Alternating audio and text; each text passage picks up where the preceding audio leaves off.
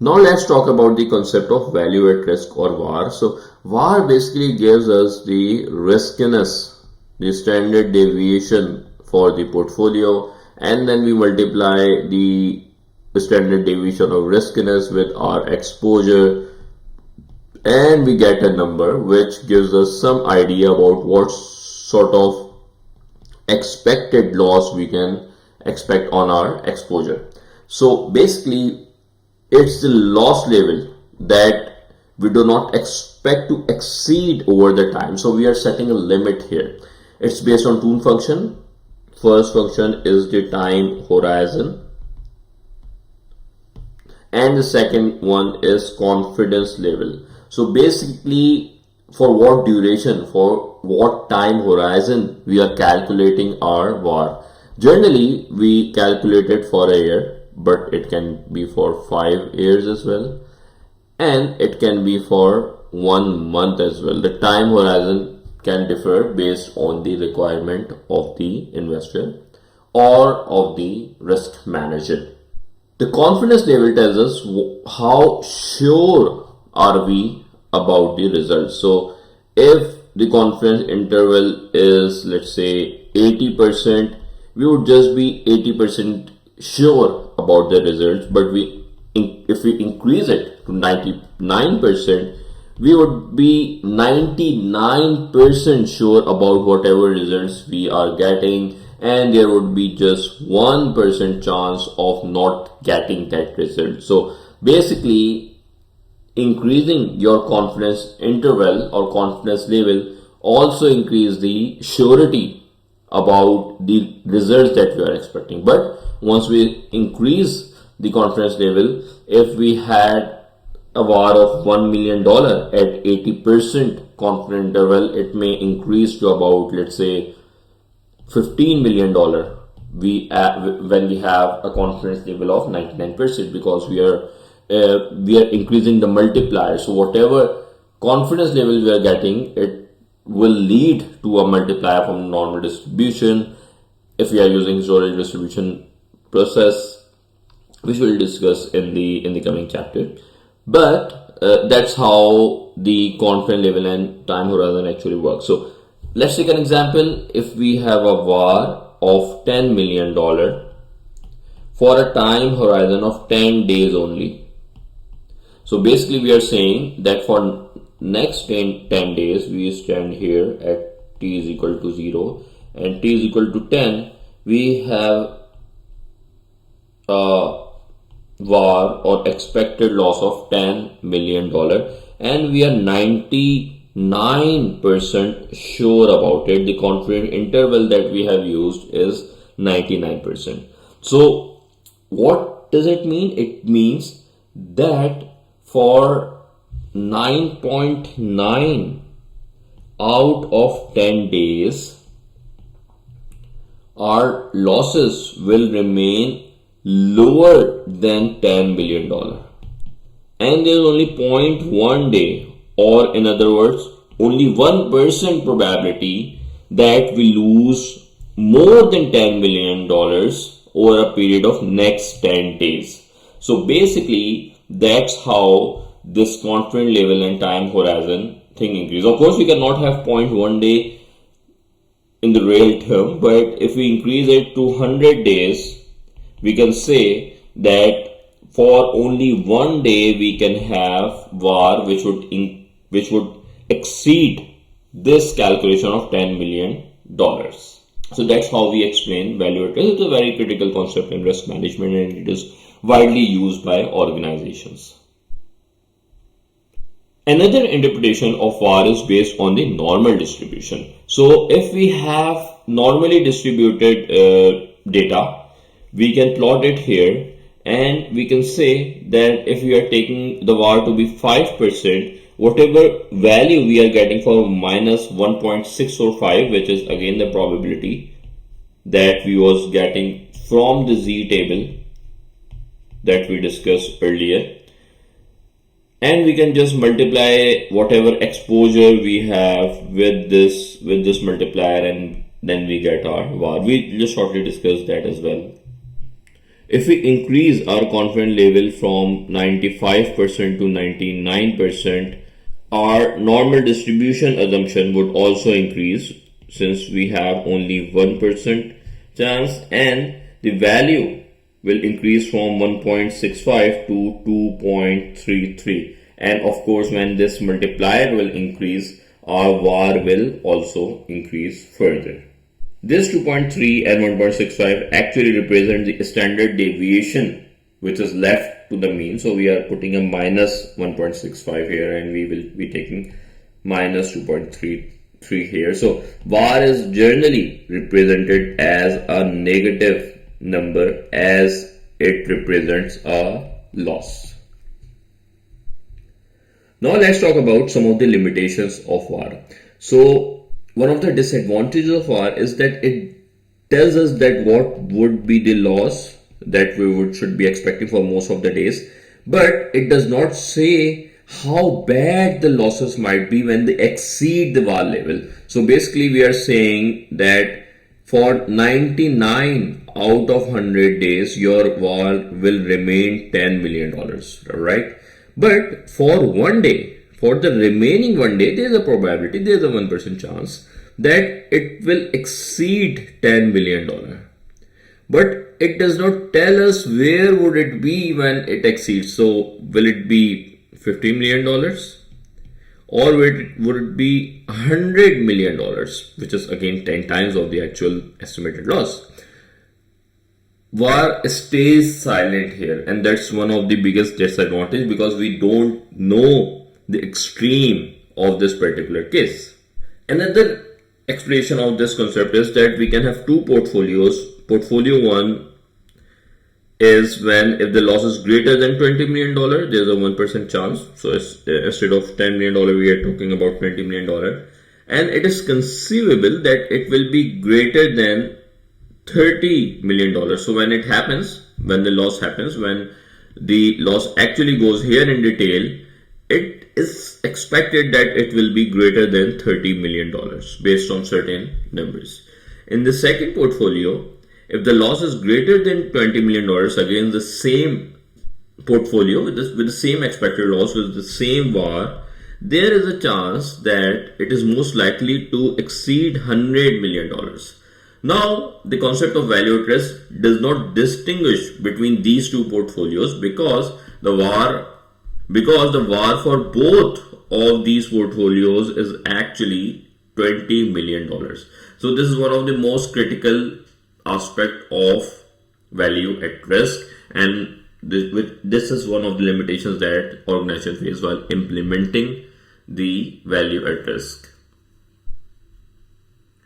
Now let's talk about another concept which is an extension of value at risk. We call it expected shortfall. It is also referred as conditional VAR or CVAR. Again, it's a risk measure that takes into account the expected loss beyond the VAR level. So the limitation that we just discussed, that VAR doesn't discuss the tail event if it exceeds the expected loss. So expected shortfall, what does is it expects that the risk level actually exceeds the VAR level. So if the VAR level was 95%, the base assumption is that the loss is going beyond that. And based on that, it calculates the losses for 96% confident interval, 97% confident interval, 98% confident interval, 99% confident interval, and calculated all sort of losses. Of course, I'm just giving an example. It can go at a more granular level as well. And then we average these losses to come up with the final loss number. So it is defined as the expected or average loss conditional on the loss being greater than VAR level. So our assumption is that the loss will actually go beyond VAR. So we aren't just using the VAR, we are still using it and using it as a base number, but then we are going in the tail region to see how bad it can go and trying to cover the limitation that we had for the VAR number. So when losses are normally distributed and we have an assumption that mean is mu and standard deviation is sigma, the expected shortfall is given by mu plus sigma into e to the power minus u square upon 2 divided by 1 minus x into square root of 2 pi. Here x is actually the confidence level and u is actually the point in the standard normal distribution that has a probability of x% being exceeded. So if we calculated the VAR to be 99%, this x that we are calculating would be 1%. This is actually the tail region in which we are trying to calculate our expected shortfall. Now let's take a short example. So we have a portfolio which is again normally distributed. It has a mean of minus 20 and a standard deviation of 30. The x, which is the tail, is 99%, and if x is equal to 99%, which is again the tail, u is calculated as 2.326. We have to calculate the expected shortfall. So deriving it from the formula that we discussed, we will put the values here. So the mu or mean will come here, the standard deviation will come here, we will put the u here, and the x, which is again 1 minus 99% here, which will come out as 1%, and we will take square root of 2 into 3.1416, which is the value of pi. The answer that will come out would be $59.96 million, or whatever term we are using. So this is how we calculate expected shortfall. Now let's talk about the concept of coherent risk measures. So in theory, all risk measures should be coherent. It means they should be stable, they should be sustainable, they should be reliable, and they should have met certain properties that would make them a reliable risk measure, or a risk measure that we can make our decisions on. So the first property is monotonicity, the second one is translation invariance, the third one is homogeneity, and the fourth one is subadditivity. Let's discuss these properties one by one. So the first property is monotonicity. So basically, if the portfolio always produce a worse result, for example, if we have two portfolios, portfolio 1 and portfolio 2, for portfolio 1 the VAR value is $10 million, and for portfolio 2 the VAR value is $100 million. So basically this property tells that portfolio 2 would always be riskier than portfolio 1. So it should always have a higher risk measure if it produces worse results. The second property is translation invariance. So basically there is an involvement of cash in this particular property. So it says that if an amount of cash K is added to the portfolio, its risk measure should decrease by K. So let's say if we have a portfolio of $100 million, $90 million of which is invested in the equity market, and $10 million is actually just pure cash. So basically on this portfolio we calculate a VAR of $20 million. This property says that whatever risk measure we have, we will just subtract this $10 million from this VAR measure and it will come out as $10 million.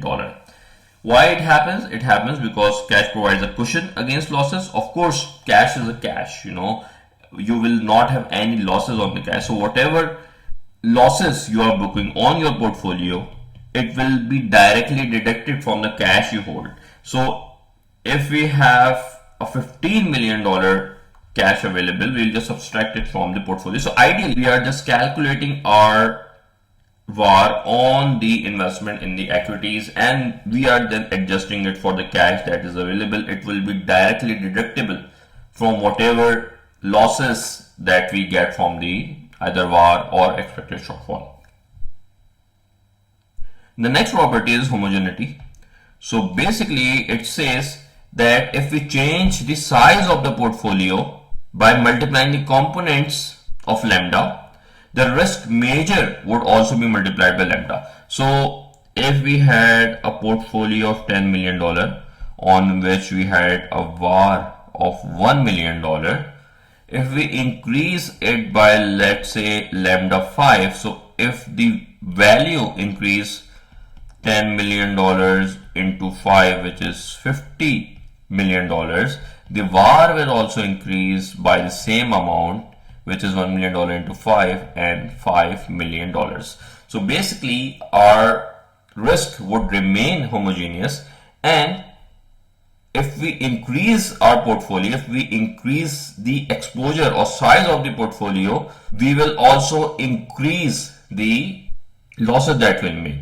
Similarly, if we divide it by 2, if we have $10 million converted to $5 million, our risk, our loss on this particular investment, our expected loss on this particular investment using VAR would also come down to $0.5 million. So whatever changes we are making in the portfolio, it will be reflected in the risk major as well. The last property is of sub-additivity. So basically, if we have two portfolios, let's say A and B, the risk major of the portfolio, by merging these two, so if we have $10 million, the VAR was $1 million, another portfolio with $20 million, the VAR with $2 million, the sum of these risks should not be greater than its individual risk. So basically it should not happen that if we had A and B, their individual risk were actually $1 million and $2 million, so their combined risk would be $3 million.